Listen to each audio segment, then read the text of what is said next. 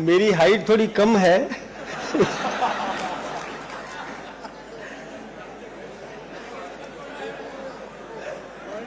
सिक्किम के महामहिम राज्यपाल और हम सबके आदरणीय भाई साहब ओम प्रकाश जी माथुर साहब, हमारे राजस्थान के विकास की बागडोर जिनके हाथ में है, हमारे सम्माननीय मुख्यमंत्री आदरणीय भजन लाल जी शर्मा साहब, और जिन्होंने कई आयाम स्थापित किए राजस्थान में सरकार चलाते हुए, जिसकी नकल भी अन्य प्रांतों ने भी की और मैं सोचता हूं कि केंद्र ने भी की। ऐसी पूर्व मुख्यमंत्री आदरणीय वसुंधरा राजे सिंधिया साहिबा, राजस्थान विधानसभा के सम्माननीय अध्यक्ष, और मैं सोचता हूं कि बचपन से ही विद्यार्थी परिषद में जिन्होंने काम किया, हम सबको गढ़ा, ऐसे आदरणीय वासुदेव जी देवनानी साहब, उप मुख्यमंत्री जिनके पास में खजाने की चाबी है आदरणीय दिया कुमारी जी, उप मुख्यमंत्री और हमारे साथ में राजस्थान विधानसभा में भी जिन्होंने प्रतिनिधित्व किया आदरणीय प्रेमचंद जी बैरवा साहब, और जिनकी नकल तो मैं करता हूं, इनसे सीखता हूं, लेकिन अभी तो इनको अध्यक्ष पद भी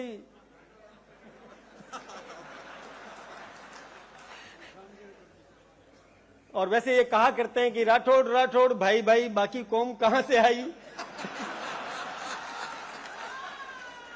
आदरणीय राजेंद्र जी राठौड़ साहब, और वैसे तो ये, लेकिन जिनका उत्तराधिकारी मैं हूं आदरणीय सीपी जोशी साहब,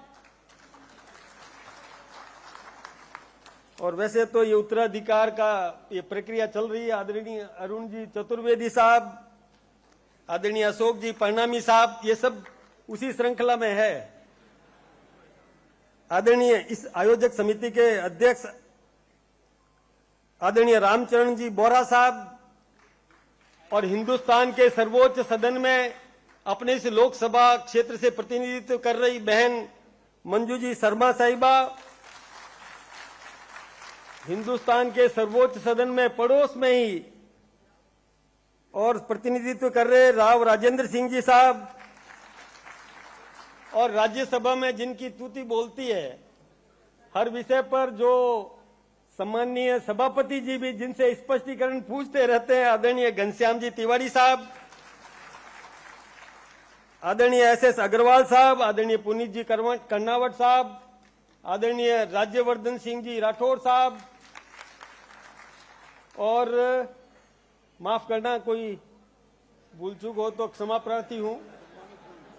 सम्मानित मंच, यहां विराजमान समस्त जनप्रतिनिधिगण, माननीय मंत्री महोदय, मंत्रिमंडल के समस्त सदस्य महानुभाव, सांसद महोदय, पूर्व सांसद, पूर्व विधायक, जनप्रतिनिधिगण, नौजवान साथियों, बहनों,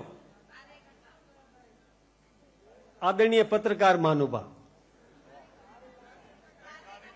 वैसे कार्यकर्ता बंधुओं बहनों सब आ गए, इसमें ऊपर भी विराजमान है। वैसे ये बात बिल्कुल सही है कि आदरणीय ओम प्रकाश जी माथुर साहब को बोलते बोलते भाई साहब तो निकल ही जाता है। और आदरणीय भाई साहब, मैं यहां गर्व से कह सकता हूं कि जितने भी मंच पर विराजमान है, सबसे अधिक लंबा संपर्क मेरे साथ रहा है आपका, और लगभग 50 वर्षों से हम साथ साथ हैं। एक बार बाली गए थे, मैं घोष वो बजाता था, साइड ड्रम बास ड्रम, और रूट मार्च करने के लिए, और वहां पर हमको घोड़े पर बिठाने के लिए एक तगड़ा आदमी चाहिए था। हमारे पास ऐसा तगड़ा व्यक्ति था नहीं, तो आदरणीय ओम जी भाई साहब हमको दिखे, और हमने इनसे प्रार्थना करी कि आप घोड़े पर बैठो। और ऐसे बैठे कि कभी घोड़ी पर नहीं बैठ पाए।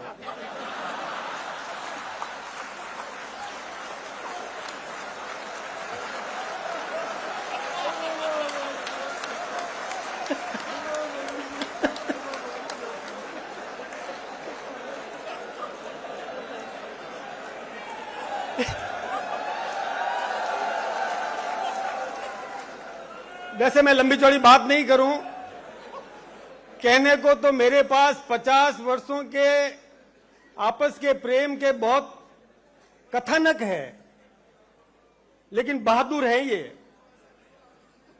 बहुत बहादुर हैं। इनके बहादुरी की एक कथा मैं सुनाना चाहूंगा। एक बार एक कर्नाटक के एक अभयारण्य में गए। बाकी लोग तो वो जो एक होता है ना जिसमें दिखाने के लिए ले जाते हैं शेर चीते को, तो बंद, हाँ, उसके अंदर बैठे बैठे सब जा रहे थे। रास्ते में एक शेर बैठा था। ये सत्य बात बता रहा हूं आपको, सामने विराजमान है, भले ही पूछ लेना आप। शेर बैठा था तो इन्होंने कहा उसको, जो हमारे साथ में था दिखाने वाला, उससे कहा गाइड से कि ये शेर चुपचाप बैठा है, क्या इसके पास जा सकते हैं? उसने कहा कि बोले मैं केवल जा सकता हूं, बाकी कोई नहीं जा सकता। और वो उतरा। वास्तव में सत्य बात है, हम सब देख रहे थे कि ये क्या हो रहा है। आप उसमें से निकल गए पीछे पीछे। उसने मना किया था कि मत उतरना, कोई मत हिलना, लेकिन ये हिम्मत करके निकल गए। और ज्यों ही उसको पता चला कि पीछे कोई आ रहा है तो वो भी रुक गया, क्योंकि वो तो उनको रोजाना खिलाता था, लेकिन दूसरा कोई आए तो वो कैसे बर्दाश्त कर सकता था। बड़ी मुश्किल से उसने वो वापस फिर इनको लाकर के गाड़ी में बिठाया। हिम्मत की बात, एक उदाहरण, ये बहुत बड़ा उदाहरण है। इतनी हिम्मत कर देना। इन्हें शेर को देख ले जंगल के अंदर, और 5-7 लोग उसमें वो जो गाड़ी होती है उसमें बैठे हैं, और हिम्मत करके नीचे उतर जाए। और इनके कथानक तो बहुत है। एक बार इन्होंने कहा कि बोले अब खेलते हैं। क्या खेलते हैं? कि कमरा बंद कर दो। और कमरा बंद करके लाइट बंद कर दो, और लाइट बंद करके और मारो मुक्के एक दूसरे को। कहां लगता है? कभी कभी हवा में लगती थी, हाथ यूं घूमता था, और उस आवाज से पता चल जाता था कि कहां है वो, और उसको मुक्का पड़ जाता था। ऐसे भी खूब खेल खेले। आप में से कई लोग सोचते होंगे कि ये कैसा खेल है, लेकिन इनकी प्रारंभ से ही, बचपन से ही, मैं बता रहा हूं आपको, 1972 से, मैं 1972, 73, 74, 75 की बात बता रहा हूं। 1975 में जब इमरजेंसी लगी, देश में आपातकाल लगा, क्योंकि स्वयंसेवक तो आप पहले बन चुके थे 72, 73 में। कॉलेज में भी बहादुरी की कई घटनाएं हैं इनकी, लेकिन 75 में जब देश में आपातकाल लगा, उस समय हमारे सरसंघ चालक आदरणीय बाला साहब देवरस ने आह्वान किया था कि हमको जेलें भरनी है, और जेल भरने के लिए आप पाली आए, बाली से पाली, और वहां पर आपने आंदोलन किया, बहुत जोरदार आंदोलन किया, और आपको गिरफ्तार किया गया, जेल भेजा गया। और जेल में, हाँ, आदरणीय पुष्प जी भाई साहब याद दिला रहे हैं, जेल में इनको बहुत यातनाएं दी गई, बहुत यातनाएं दी गई, लेकिन इन्होंने बिल्कुल जो वो चाहते थे वैसा बिल्कुल नहीं बताया।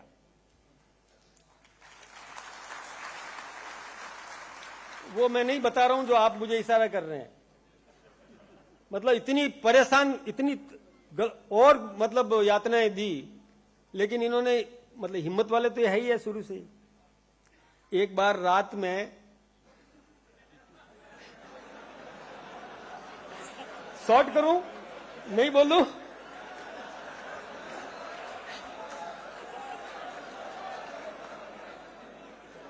सुमन जी उकसा रहे हो, खामियाजा मुझे ही भुगतना है। एक बार रात में, उस समय की बात है जब ये जेल में बंद थे, तो मैं जेल गया रात में, मेरा भी वारंट था, maintenance of internal security act,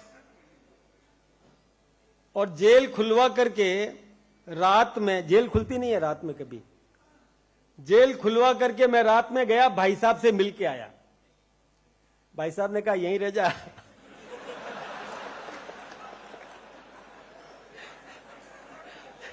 लेकिन अब घटनाएं तो बहुत है, लेकिन एक बात मैं आपसे निवेदन करूंगा कि वास्तव में एक छोटे से गांव में जिन महानुभाव ने जन्म लिया और निरंतर संघर्ष करके, परिश्रम करके, दृढ़ता के साथ अनुशासित सिपाही की तरह जिन्होंने काम किया,